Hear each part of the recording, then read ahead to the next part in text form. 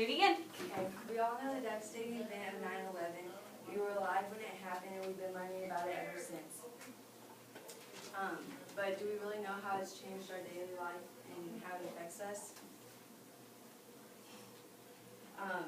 It increased stereotyping, it increased security in airports, and it had a terrible effect on people's lives.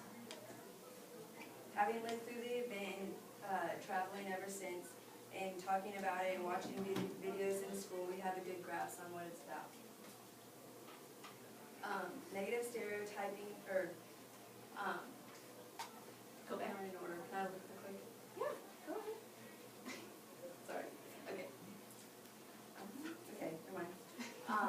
When you close your eyes and the first thing that pops in your mind when someone says terrorist is okay. Okay, you can go.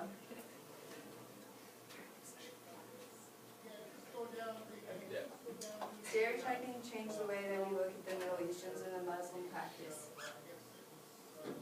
When you fly, whether you meet, or then I looked this up and I just typed in the word stereotyping, or not stereotyping, terrorist, and this is what popped up because of 9/11. And when you fly, whether you mean to or not, you realize the people that are on the plane, and we judge them because of what happened that day. According to FBI reports, crime is identified with the Islamic faith increased from 28 in the 2000s to 481 in 2005.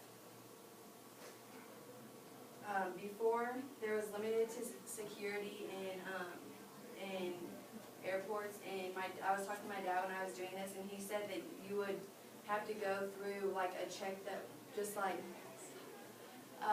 you have to go through a security check, but the only thing they were looking for was gunpowder, and now you have to go 2 hours before and get checked. There was metal detectors, and now we have bag searches and pat downs, and there's security members everywhere. There's restrictions on what you can bring, like here, and they check all your personal belongings and wipe for explosives and bag scanners and x-ray through your bag. Decades later, trauma of 9/11 survivors.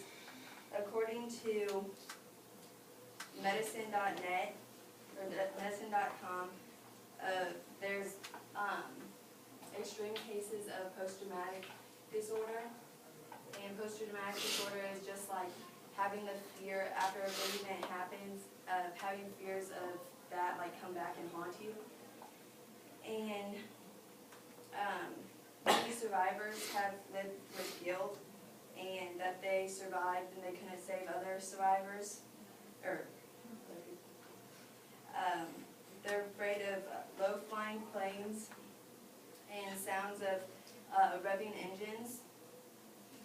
And the post-traumatic syndrome among 3,271 survivors, 96 at least have a little bit of it, and 50% have full-blown.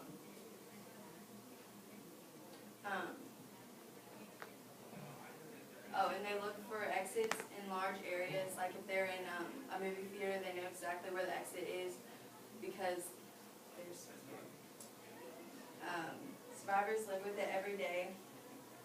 And being so young when 9/11 happened, make us come accustomed to all the changes this event has happened for us. We don't realize. I read many stories on survivors, and their goals are how to try to get people to understand that life has a purpose for us. They always do.